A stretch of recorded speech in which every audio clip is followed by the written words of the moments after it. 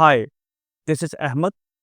In the previous video, we talked about what is Python Pandas, why do we need to learn it, the two data structures, Pandas series and Pandas data frame. And we learned different ways of creating Pandas series and data frame. If you want to watch that video, you can find the link in the description. In this video, we will talk about how to read tabular data in Python Pandas, how to explore the data using basic functions of Pandas, and how to add or drop some columns from data frame of the Pandas, and how to select series from Pandas data frame. So without wasting any further time, let's move to the computer screen. Alright, आज का हमारा question ये है कि how to read tabular data in Python pandas. तो सबसे पहले हमें ये देखना होगा कि टेबुलर डाटा क्या होता है। टेबुलर डाटा ऐसा डाटा होता है जो कि टेबल की फॉर्म में मौजूद होता है, जिसकी कुछ रोज़ होती हैं और कुछ उसके कॉलम्स होते हैं। तो कॉलम्स के कॉलम्स नेम होंगे और रोज़ का रोज़ इंडेक्स होगा। अच्छा, ये जो टेबुलर डाटा है ये डिफरेंट फॉर्मेट्स में मौजूद हो सकता है। इसका सबसे जो कॉमन फॉर्मेट है वो कॉमा सेपरेटेड है, कॉमा सेपरेटेड फाइल CSV। तो ये टैब सेपरेटेड भी होता है TSV, और पाइप सेपरेटेड भी हो सकता है। तो let me show you an example. मुझे एक डाटा सेट आपको शो कर रहा हूँ स्क्रीन पे। ये एक टिपिकल एग्जांपल है टैब सेपरेटेड डाटा की। You can see the values are separated by tab. ठीक है, इसी तरह से हमारे पास एक और डाटा सेट मौजूद है जो जहाँ पे values are separated with a comma separated values. ठीक है, और एक और डाटा सेट है, ये अगर हम देखते हैं यहाँ पे वैल्यूज जो हैं वो पाइप से सेपरेटेड हैं।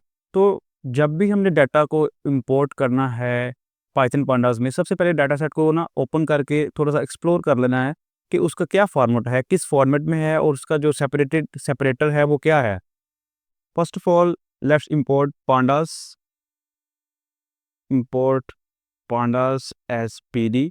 हम डाटा सेट को रीड करने की कोशिश करते हैं जो हमारे पास CSV फॉर्मेट में डाटा सेट था, दिस वन। इसको हम रीड करने की यहाँ पे कोशिश करते हैं। तो df इक्वल टू pd.read_csv एक फंक्शन है। इसके थ्रू हम CSV फाइल्स को रीड कर सकते हैं। CSV हमने ऑलरेडी डिस्कस किया है कि सबसे ज़्यादा जो कॉमन फॉर्मेट है टेबुलर डाटा का वो CSV है। CSV is nothing just like an Excel file. ठीक है, यहाँ पे हम जो डाटा सेट का है वो पाथ देंगे student.csv। तो हमारा डाटा सेट रीड हो चुका है। ठीक है, तो इसको हम जो है ना वो एक्सप्लोर करने की कोशिश करते हैं कुछ बेसिक स्टेप्स से। ठीक है, तो first of all let's explore it. हम ये देखते हैं कि सबसे पहले df.shape फंक्शन है, जिससे हमें ये पता चलता है कि how many rows and how many columns are there in the data set. We have 35 rows and 5 columns. तो एक ये फंक्शन है। तो फिर हम एक दूसरा फंक्शन है df.columns। ठीक है, हमें जो हमारे डाटा सेट के अंदर कॉलम्स हैं उनके कॉलम नेम की जो एक लिस्ट है वो हमारे पास आ जाती है। ठीक है, फिर हमारे पास एक फंक्शन है df.info। ठीक है, तो इससे हमें पता चलता है कि कितने हमारे पास जो कॉलम्स हैं वो इंटीजर टाइप के हैं, कितने ऑब्जेक्ट टाइप्स हैं और कितना हमारा डाटा सेट मेमोरी ले रहा है। ठीक है, और एक और फंक्शन है हमारे पास df.head। ठीक है, तो जो हेड रोज़ हैं डाटा सेट की, फर्स्ट 5 रोज़ जो हमारी पहली 5 रोज़ हैं वो प्रिंट होके आ जाती हैं। ये सब कुछ हम क्यों कर रहे हैं? बेसिकली हम डाटा सेट को एक्सप्लोर करने की कोशिश कर रहे हैं। अगर हमें कोई इस तरह का डाटा सेट हमारे पास मौजूद है जिसका हमें नॉलेज नहीं भी है, तो हम इन छोटे-छोटे बेबी स्टेप्स को करके हम डाटा सेट के बारे में कुछ इन्फॉर्मेशन गेन कर सकते हैं। ठीक है, तो हमारा पर्पस है हम बेसिकली डाटा एनालिसिस को ज़हन में रखते हुए, ठीक है, हम ये सारे छोटे-छोटे स्टेप्स करेंगे। ये है तो बहुत छोटे स्टेप्स, बट इससे इनको यूज़ करके हमें बहुत अच्छी तरह से डाटा सेट के बारे में इंफॉर्मेशन मिल जाती है। तो इसी तरह से हमारे पास एक फंक्शन है df.tail, जो कि डाटा सेट की जो टेल रोज़ हैं 5 उनको प्रिंट कर देता है, ठीक है? तो एक और हमारे पास फंक्शन है df.sample, ठीक है? तो ये रैंडमली, ये बाय डिफ़ॉल्ट इसमें 1 होता है, ठीक है? एक रो को ये प्रिंट करता है। हम जितनी चाहे प्रिंट करवा सकते हैं। फॉर एग्ज़ाम्पल सैंपल में 5, ये रैंडमली 5 मैंने इनपुट दिए, तो उसने रैंडमली 5 रोज़ को डाटा सेट में सेलेक्ट करके प्रिंट कर दिया है। दोबारा से रन करूँगा, फिर दोबारा से अगेन वो रैंडमली 5 रोज़ को सेलेक्ट करेगा और प्रिंट कर देगा। जितनी मर्ज़ी मैं प्रिंट करवा सकता हूँ, 5, 10। Similarly for these head and tail, यहाँ पे बाय डिफ़ॉल्ट 5 रोज़ होती हैं। यहाँ पे मैं 10 रोज़ भी प्रिंट करवा सकता हूँ, फर्स्ट 10 रोज़, ठीक है? और इसी तरह से मैं लास्ट 10 रोज़ भी प्रिंट करवा सकता हूँ। वेरी सिंपल, ठीक है? तो सैंपल का मैंने बता दिया। अच्छा, इसी तरह से हमारे पास एक और फंक्शन है, जो है df.describe, ठीक है? तो हम देख सकते हैं कि जो ऐसे कॉलम्स जो कि न्यूमेरिक थे, ठीक है? जिनकी डाटा टाइप्स न्यूमेरिक थी, तो उनकी उसके बारे में उसने इन्फॉर्मेशन हमें बताई है।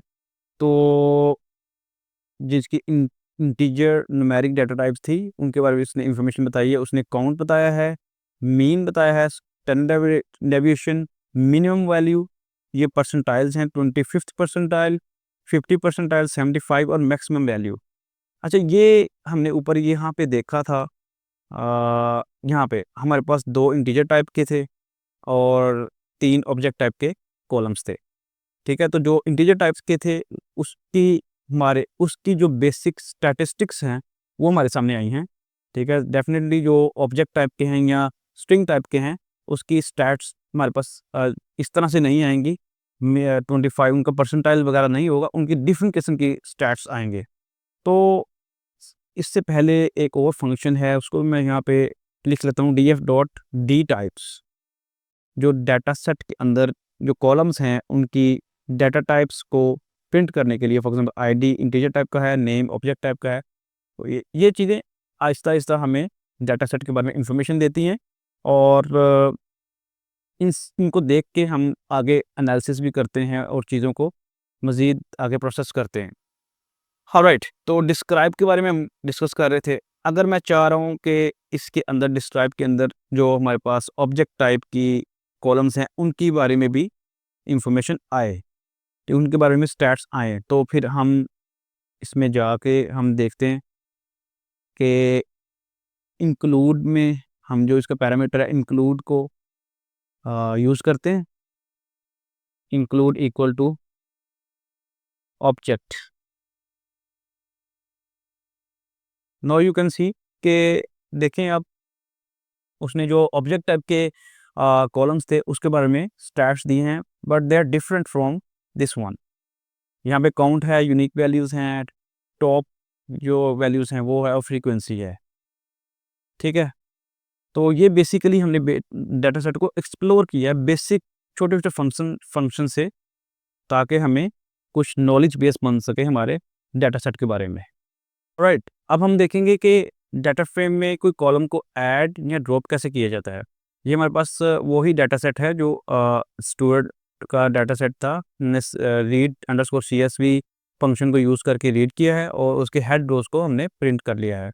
अच्छा, मैं चाह रहा हूँ कि ये जो मार्क कॉलम है, इसमें 10 मार्क्स ऐड करूँ और एक न्यू कॉलम बना दूँ, जिसका नाम हो न्यू मार्क्स, ठीक है? तो लेट्स सी, हम डाटा फ्रेम का नेम लिखेंगे, और जो न्यू कॉलम है उसका नेम लिखेंगे, new underscore mark equal to df। जो कॉलम नेम है उसको एक्सेस करेंगे हम, मार्क, और उसमें +10 कर देंगे। Okay, let's see. तो let's see how it looks like now. अच्छा, ये देख सकते हैं कि हमारा न्यू कॉलम जनरेट हो चुका है, ठीक है? जो कि मार्क के अंदर हमने 10 मार्क्स को ऐड करके बनाया है। तो इसी तरह से अगर किसी कॉलम को डिलीट करना हो डाटा फ्रेम में से, तो लेट्स सी वो हम कैसे करते हैं। df डॉट, फॉर एग्जांपल मैं चाह रहा हूँ कि मैं नेम कॉलम को डिलीट कर देना चाहता हूँ, तो df डॉट ड्रॉप एक फंक्शन है, उसमें हम सबसे पहले तो कॉलम का नेम देंगे, नेम, उसके बाद हम लिखेंगे access equal to 1, in place equal to true. अच्छा, इन सब चीज़ों का मतलब क्या है? इन सब चीज़ों का मतलब ये है कि मैंने जिस कॉलम को डिलीट करना है उसका नेम, ठीक है, और मल्टीपल कॉलम्स भी डिलीट कर सकता हूँ मैं, सिर्फ नेम नहीं, मैं साथ क्लास को भी डिलीट कर सकता हूँ, कोमा क्लास आ जाएगा, ठीक है, मतलब लिस्ट मैंने पास करनी है जो जो कॉलम्स को मैं डिलीट करना चाह रहा हूँ। तो मुझे फ़िलहाल नेम को डिलीट करना है, तो एक्सेस इक्वल टू 1 क्या चीज़ है? एक्सेस इक्वल टू 1 का मतलब ये है कि जो ऑपरेशंस हैं वो कॉलम वाइज़ हों, ये कॉलम डिलीट हो। अगर एक्सेस इक्वल टू 0 होगा तो इसका मतलब है जो ऑपरेशंस है वो रो वाइज़ होगा। फॉर एग्ज़ाम्पल मैं इधर कोई रो का नेम लिखूँ, ठीक है, और एक्सेस इक्वल टू 0 लिखूँ, तो वो रो वाइज़ डिलीशन होगी, ठीक है। तो इसी तरह से in place equal to true का मतलब ये है, तो जो चेंजेस आएँगे वो मेरे एक्चुअल डाटा सेट के अंदर आएँगे, एक्चुअल डाटा फ्रेम के अंदर आएँगे, ठीक है। तो जो in place equal to false जो कि बाय डिफ़ॉल्ट होता है, उसका मतलब ये है कि जो चेंजेस हैं वो हमारे किसी न्यू वेरिएबल के अंदर, फॉर एग्ज़ाम्पल मैं df1 लिखता हूँ, इसके अंदर आएँ, तो इसके अंदर सिर्फ चेंजेस रिफ्लेक्ट होंगे। अगर मैं चाह रहा हूँ कि मेरे एक्चुअल डाटा फ्रेम के अंदर चेंजेस रिफ्लेक्ट हों, तो मैं in place equal to true करूँगा। तो let's see what happens, df equal to df dot head,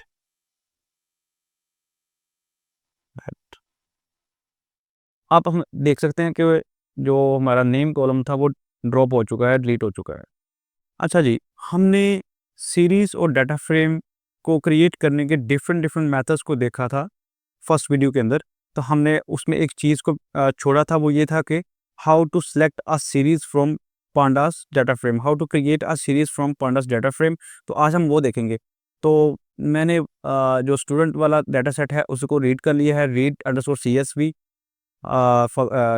command को यूज़ करते हुए, और साथ मैंने हेड रोज़ को प्रिंट कर दिया है। तो इसमें से मुझे एक सीरीज़ को सिलेक्ट करना है। फॉर एग्ज़ाम्पल मैं चाह रहा हूँ कि जो क्लास है, ये क्लास कॉलम है, इसको मैं सेपरेट कर लूँ डाटा फ्रेम में से एज़ अ सीरीज़, ठीक है। तो मैं क्या करूँगा, माय सीरीज़, इसको ये नेम दे लेते हैं, इक्वल टू df, और कॉलम का नेम लिखेंगे क्लास, ठीक है। तो ये हमारी एक सीरीज़ बन चुकी है। लेट्स सी ये क्या है, अ, इसको प्रिंट करके देखते हैं। यू कैन सी ये हमारा एक सीरीज़ जनरेट हो चुकी है, जिसके ये इंडेक्स हैं और ये वैल्यूज़ हैं। अगर हम इसको कंफर्म करना चाहें तो type, you can C pandas.code.series.series, ये एक सीरीज़ जनरेट हो चुकी है फ्रॉम pandas डाटा फ्रेम। अच्छा, हमने ये देखा था कि जो CSV है, कोमा सेपरेटेड वैल्यूज़, वो एक सबसे कॉमन फॉर्मेट है टैबलेट डाटा का। तो इसके अलावा भी हमने जो फॉर्मेट्स देखे थे, लाइक टैब सेपरेटेड था, इसके अलावा पाइप सेपरेटेड था। तो चलिए कोशिश करते हैं कि एक और फॉर्मेट का डाटा सेट को रीड किया जाए। तो सबसे पहले इंपोर्ट pandas एज़ pd, ये करेंगे। उसके बाद हम जो है ना वो टैब सेपरेटेड डाटा सेट को रीड करने की कोशिश करते हैं। df equal to pd dot read underscore table, तो यहाँ पे हम डाटा सेट का नेम दे लेते हैं, और हमें पता है कि वो टैब सेपरेटेड है, इसलिए हमें सेपरेटर देना पड़ेगा। Separator equal to backslash t। तो जब हम एक्सप्लिसिटली सेपरेटर को हमने एक्सप्लोर कर लिया है कि हमें पता चल गया है कि जो डाटा सेट है वो टैब सेपरेटेड है, तो इसलिए हमने सेपरेटर प्रोवाइड किया। तो लेट्स सी, यू कैन सी हमने जो डाटा सेट के हेड को प्रिंट किया, तो इस तरह से हमारा डाटा सेट दिख रहा है। तो इसी तरह से हम कोशिश करते हैं कि जो पाइप सेपरेटेड हमारे पास डाटा सेट था, जो ऑनलाइन जो हमारे पास ये पड़ा हुआ है एक लिंक में, ठीक है। डेटा सेट को अगर हमारे पास लोकली हमारे कंप्यूटर पे पड़ा तो वहाँ से हम रीड कर सकते हैं। बट अगर हम डेटा सेट को किसी ऑनलाइन स्पेस पे स्टोर कर दें और उसका लिंक जनरेट करके भी रीड करना चाहें, तो हम पांडास के डाटा फ्रेम में रीड कर सकते हैं। तो let's do it. df1 equal to pd.read_table और यहाँ पे हम डाटा सेट का लिंक देते हैं।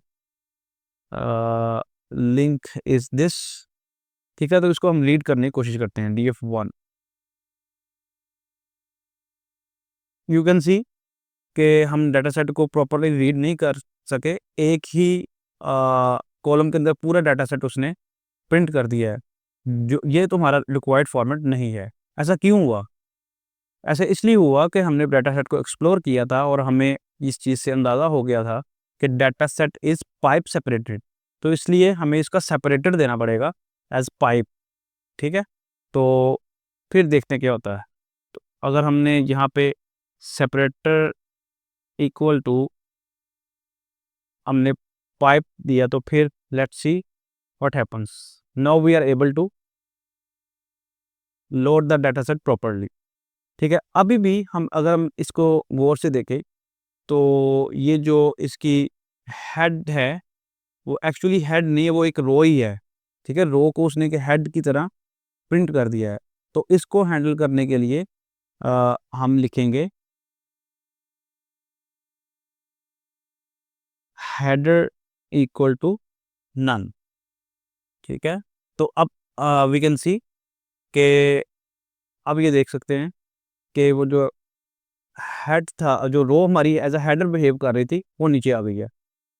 ठीक है, अब बेसिकली मेरे बताने का मकसद ये है कि हम जो रीड टेबल और रीड सीएसवी जो ये कमांड्स हैं, इनको हम एक्सप्लोर कर सकते हैं।